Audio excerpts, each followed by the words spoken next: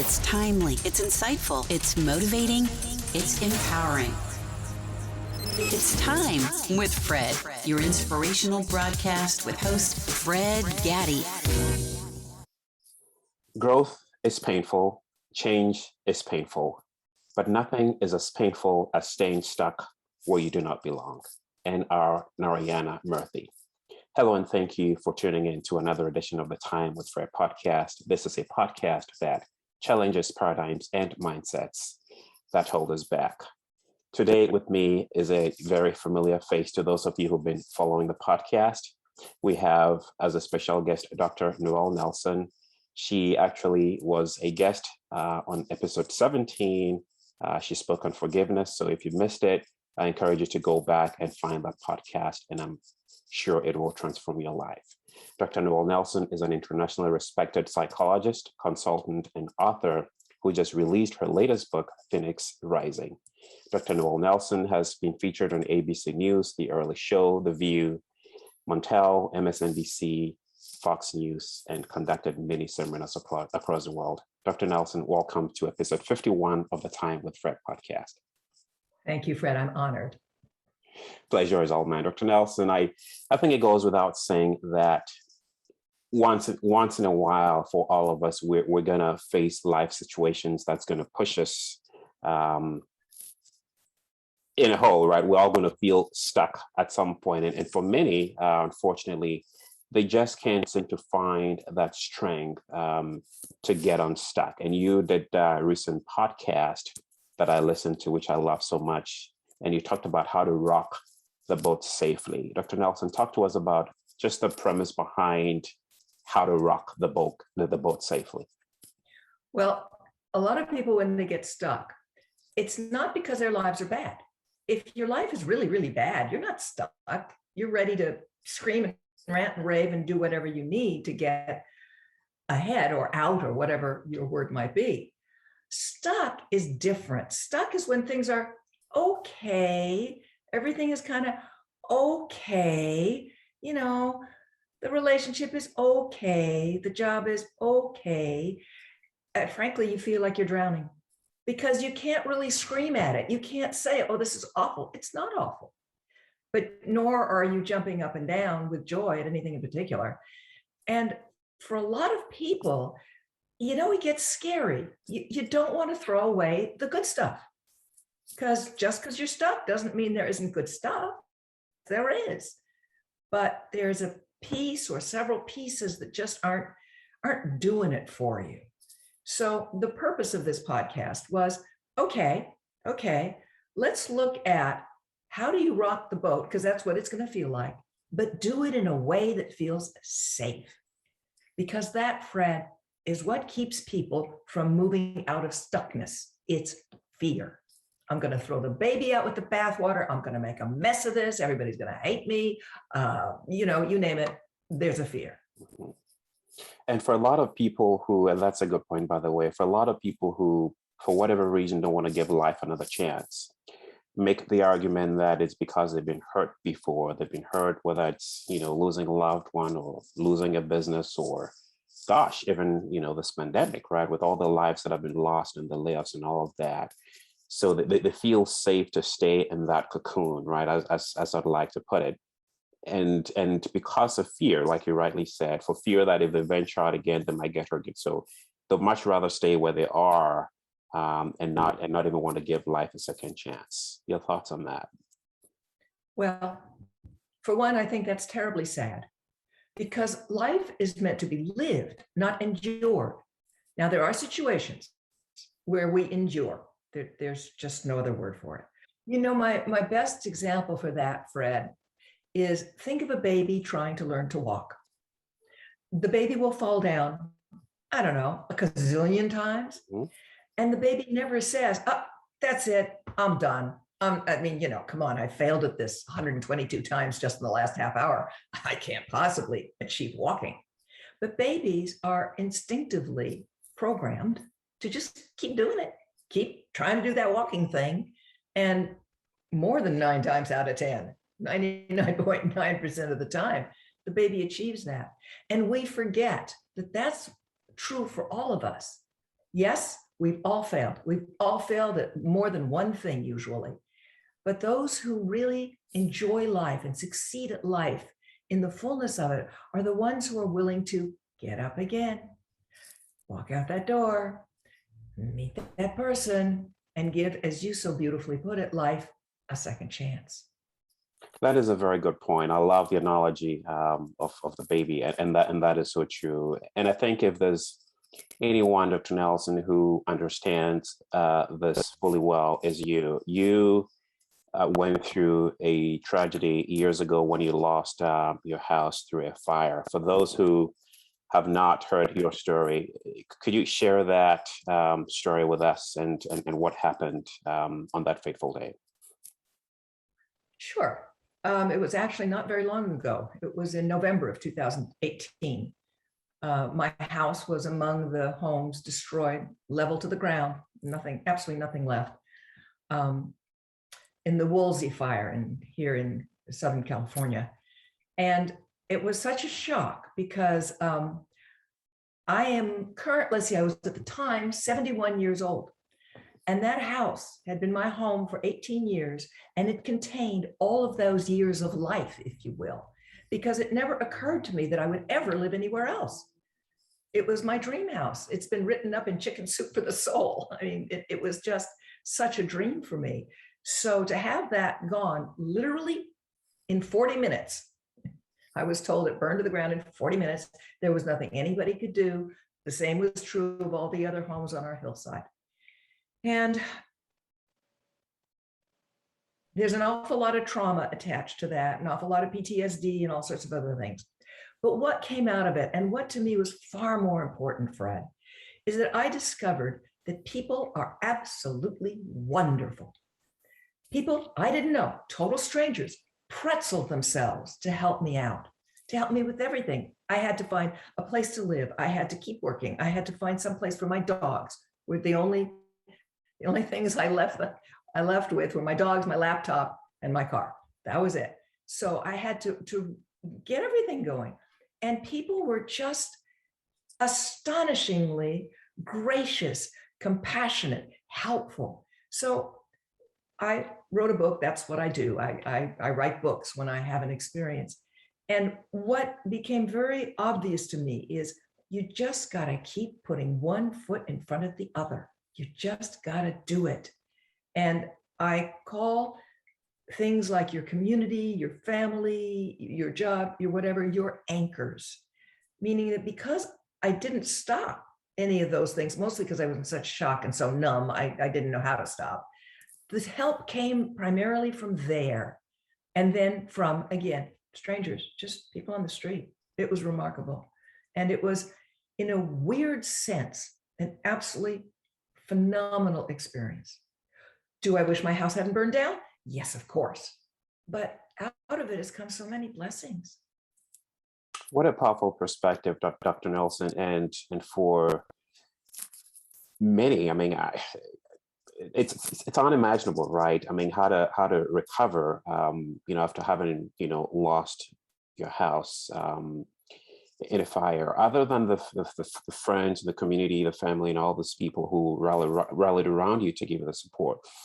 How did you find the strength to keep moving, to try again? Why didn't you just give it all up? Oh gosh, this is it. This is my life, my investment, and I'm done for. How did you find the strength to keep putting that foot in front of the other? Part of it comes from a sense of responsibility. I had 2 dogs, big dogs. I wasn't going to let them starve. I wasn't going to give them away. I had to, many mornings, I had to get up because they have to be fed, watered, and peed. And there was a responsibility to my clients. They expect me to keep working. And they're right. And then there's a responsibility to my church, who frankly expected me to keep coming to church, keep singing in the choir. So in the beginning, the strength came more, not from any noble characteristic, Fred, but just the sheer necessity of survival. Mm-hmm. And then the strength came later from all these wonderful people and what they were giving to me. because then it made me want to do one thing more than anything else, which was to give back. Because when people are that enormously wonderful towards you, it's almost a knee-jerk to want to, when you can, start to pay it forward. Because, I mean, it sounds so sort of simplistic, but that's really what it's about, is just, you've just got to keep putting one foot in front of the other so you can survive the first part, which is the shock and the absolute surreal feeling. Fred, I had, for the first 6 months after the fire, I would, every night when I lay down, I would be afraid of trying to go to sleep, because I would go through the entire house, drawer by drawer, closet by closet, and look at everything in my mind. It was horrible. But if you just keep moving, literally one foot in front of the other, eventually that subsides. And eventually life goes on in a nice way. Life goes on, sort of dirgy or horrible way. I used to keep lists of the blessings that kept coming out of this experience. Yeah.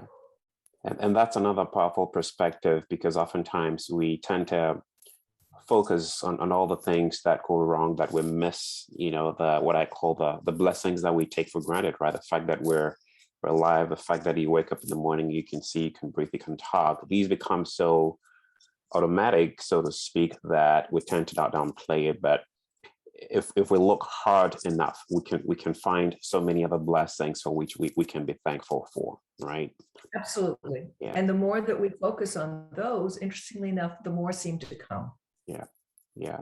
You mentioned the obligations that you had, you know, church and your dogs, and, you know, it sounds like in life we have to find, and usually in the corporate world, when I interview people, candidates for positions, one of the questions I ask them is what gets you up in the morning? What wakes you up? What keeps you going? And I've heard so many different varieties of answers. I've heard family, I've heard kids, I've heard my mom, I've heard all sorts of things.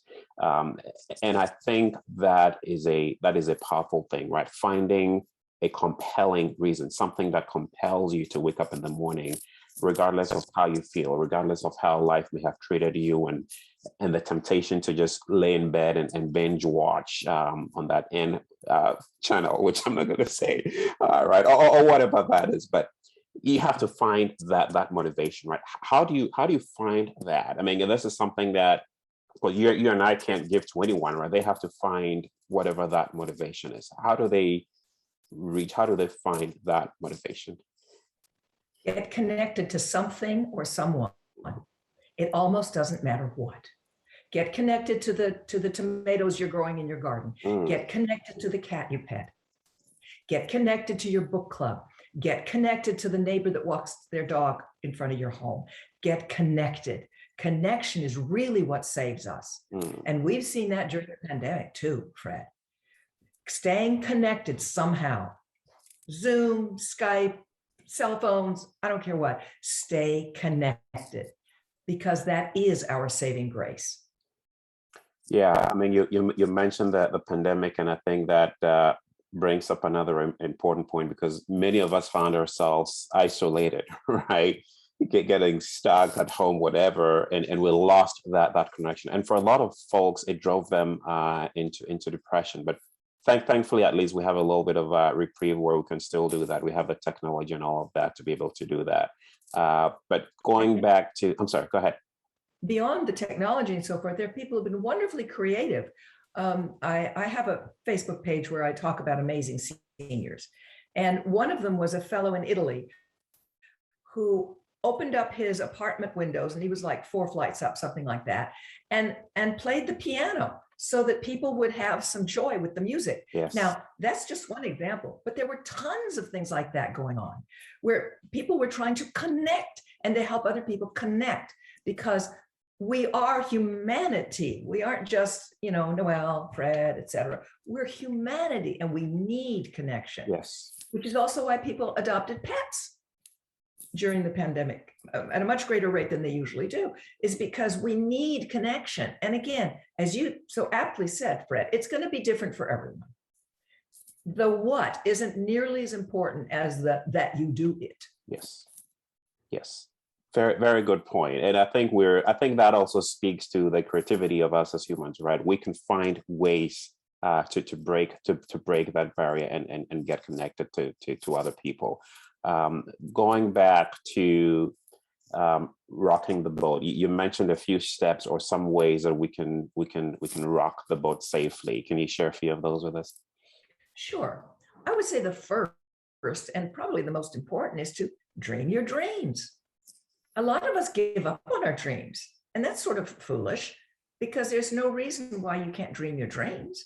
You may tailor them to wherever you are in life and that sort of thing, but you got to first have a dream to make a dream come true, which I think is a Disney line, but it is fact. So dream your dream, whatever it is. If it's a better relationship, a better job, if it's an entirely different career, if it's owning a pet, getting it, adopting a child, whatever it is, dream your dream. And then secondly is do your research. Now, this is where people fall down a lot, Fred, is they're reluctant to actually look and see how doable is this? What would I have to do? Who has done this successfully before me? And again, the what doesn't matter very much. Dreams are very personal and very subjective. Great, do your research. Have a more realistic idea of what are the steps? What would get me from here to there? The next thing would be take small steps. This is not the time for quantum leaps. This is the time to, like the toddler, take one teeny little baby step. See how far that gets you, fall in your behind, no problems. Get up, you take another teeny little step. You'd be amazed at how many steps you can end up taking if you'll just take one at a time. Kind of assess where am I at relative to my dream, relative to my research that I've done. And okay, this is where the safety comes in. You take small steps, you won't scare yourself half to death or your family or anybody else. And then the last piece would be, Fred, keep moving. Keep moving. No matter what, keep moving in the direction of your dream. Snails get there just as well as eagles. Just keep moving. And you surprise yourself at where you get. And I love those steps. Dream, research, take steps, and then keep moving. I think for a lot of folks, yes, we love the dream part, right? Because it's it involves no work. Anyone can dream. And then the research, yes, but then when it comes to taking the steps and keep moving, I think that's where a lot of us falter because we take the steps, like you rightly said, with a baby, you'll fall and oh gosh, how many times do I have to fall to keep getting back up, right? And I think there's a scripture that says the righteous falls, but every time they get up and they keep moving. But and again, I think that's where oh gosh, I fell, so this must have not been what I was supposed to do, right? And so they give up. And for a lot of people, as you rightly know, they give up when they're so close to accomplishing their dreams. If they only kept moving or maybe kept putting one foot in front of the other, they'll get to where they need to get to. And I want us to spend a little bit of time, Dr. Nelson, because this is where really a lot of us get tripped. Someone falls again, tries to take a step, they fall, they get hurt, and perhaps they talk to people like, no, you're being foolish,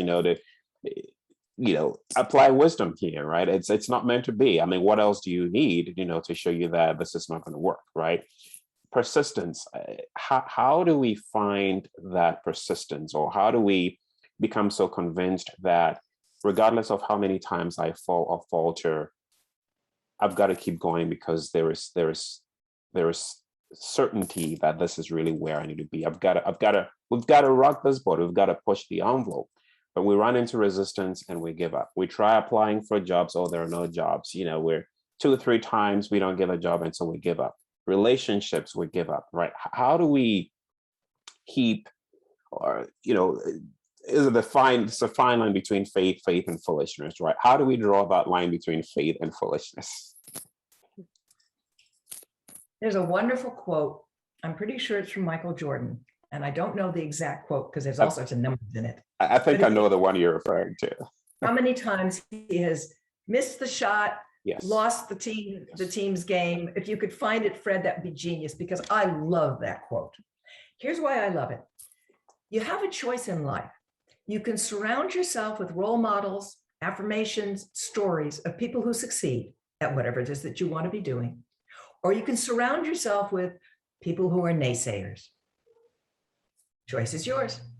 My choice has always been to surround myself with affirmations, quotes, people, you name it, that keep me moving no matter how many failures, no matter, because believe me, there've been plenty, no matter what's going on. That's where I get my ability to keep moving forward. And what the other part of that is to be willing to accept change. In other words, you want to get to point from A to B, okay? And in your vision, in your research, you've decided that the way to get from A to B is a certain set, steps, whatever, processes, okay? But life comes along and wow, off you go. So the ability to accept and move with change, to be flexible, is one of the key ingredients to being successful, which if you read any of the books or listen to podcasts or whatever of highly successful people, is what they've done, is they've allowed life to move them to the left when they wanted to go right, and yet find a way to keep going. Because when you didn't get that first job, that second job, that third job, maybe the change being asked is, well, maybe this isn't quite the right venue or quite the right type of job. Or maybe I ought to be showing off this talent of mine rather than that. Maybe I need to go back to school for a semester. That flexibility, instead of doubting yourself constantly, is be willing to move and change, kind of like water going through a riverbed, so that you can get to your end point. One of the most inspiring groups of people for me are the differently abled. People who are missing a leg, an arm, two legs, two arms, an eye, an ear, whatever, you name it. Believe me, there's people all over the planet that are missing all sorts of what we think of as ordinary parts that most of us take for granted.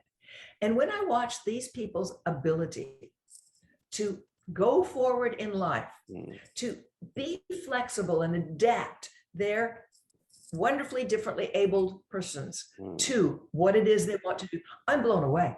I'm totally blown away. They make me look like a worm. That's right. They are so wonderful. So take examples from there. If we can have Olympic athletes missing a whole leg, goodness gracious me. Goodness gracious me. Yeah. That is so. And I found the quote by the way, and I'm gonna read it. It says, and I quote, "I've missed more than 9,000 shots in my career. I've lost almost 300 games. 26 times I've been trusted to take the game winning shot and missed. I've failed over and over and over again in my life, and that's why I succeed," end quote. And this is attributed to Michael Jordan. I love that quote too, by the way. And oftentimes you see legends or experts who are so good at what they do. We admire them for what they do, and there's nothing wrong with that. What we often don't see or fail to consider is the work that they put into it behind the scenes, right? You know, how many times they've tried, like the quote we just read, and how early they wake up in the morning to go and work out and put in the sweat equity, as I'd like to call it, before they become so experts. All we see is just the end result. We don't see the work that they put into it. And if we'll look at things differently and realize that they didn't get to where they are or where they got to overnight, it will change a lot of things. But you mentioned the differently abled, and I have a very good friend who's been a guest as well on the podcast, Dr. Nelson, Alvin Law, who lives in Canada. He was born without arms, and it's amazing when I watch his video and I hear her story and see the kind of things he does, driving with his feet on the steering wheel, typing with his feet, and doing all sorts of amazing things. You're right. I wonder if he can do this, how much more us? I mean, we're lucky. We're blessed to have all our limbs and everything in place, but we can't sometimes nearly do half the things they do, even with their disability. Isn't that amazing? Yes. So, when we get into our kind of little self-pity mode, oh, I failed again, and that didn't work, is frankly, take a page from Michael Jordan, take a page from the differently able, because they are stellar examples. And I guarantee there are plenty of mornings they didn't want to get out of bed. Plenty. And if they didn't muster up from somehow, somewhere, the wherewithal to move forward, we wouldn't be seeing these spectacular results. So true. So true. Dr. Nelson, you've written over a dozen books. The most recent one is Phoenix Rising. Can you tell us a little bit about that book and the inspiration behind it? Well, Phoenix Rising is about surviving catastrophic loss, fires, hurricanes, floods, tornadoes. So it was birthed out of the story that I told you a little earlier about the total destruction of my home in November of 2018. And it's almost impossible for me not to write. Obviously, that's why there's so many books. I like to joke that I don't have children and therefore I write books. They are my babies. And it was so clear to me that an awful lot of people had trouble seeing their way out of the despair and the destruction and the PTSD. And yes, it's awful. I've been there. I've truly, truly been there. And therefore I felt compelled to share my story, not so much for the story, but for what I learned from it, some of which I've shared with you, the importance of connection, the wonderfulness of people, the keep yourself moving forward, have those anchors in your life that help you get out of bed in the morning. And I don't care if it's your dog, that works just fine, or the garden that you want to water. It doesn't matter a bit, but giving actual practical tools to people was very important to me. So that's how the book was born and is. There couldn't have been a better time, Dr. Nelson, because you look around us. I mean, even right now, with what's happening with Haiti, right, with what they went through, the assassination of the president, and then the earthquake that just someone rightly said, Haiti can't just seem to catch a break, right? Every time you turn around, there's something happening, and you think about the people there.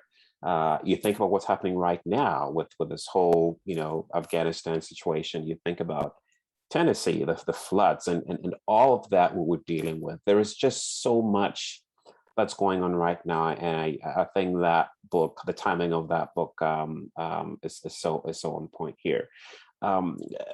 One question, Dr. Nelson, that I like to ask my audience, especially those who've just been through so much, but just still have the strength to keep going like yourself, is what defines them. And if I were to ask you, what defines you, Dr. Nelson? A profound belief that we are here to be happy.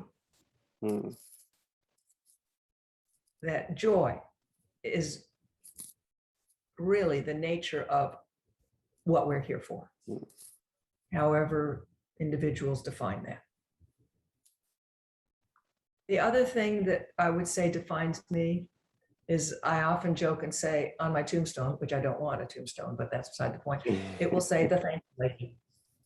Because my theme through all of my books and through my life, ever since I've been in my 30s and 40s, when I sort of woke up, if you will, the theme is appreciation, is the enormous importance of gratitude and of valuing this amazing world we live in and the amazing humanity that we are blessed to live amongst and with. So those two things, joy and appreciation. Yeah.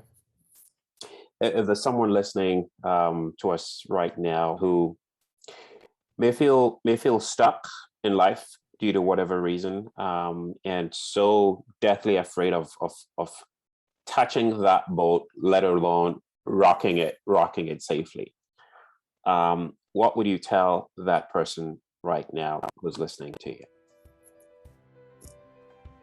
Life is meant to be lived. Take a page from whomever you admire and let them inspire you. Start paying more attention to the beauty around you, the sun that rises, the bloom that blossoms, the tree that stands so tall and proud. Pay attention to those things and let them fill you and inspire you. Wow. Of all the books that you've written, Dr. Nelson, which one would you say is your favorite? Oh, it's always the latest one. Because, just as yourself, we are always seeking to improve, yes, right? So hopefully my writing gets a little bit better with each book. Hopefully I have understood a little bit more about life and I've been able to express it, hopefully a little better in each book. So my favorite's always the last one, which in this case is Phoenix Rising. Phoenix Rising. Is there more in the works? Right this second, no.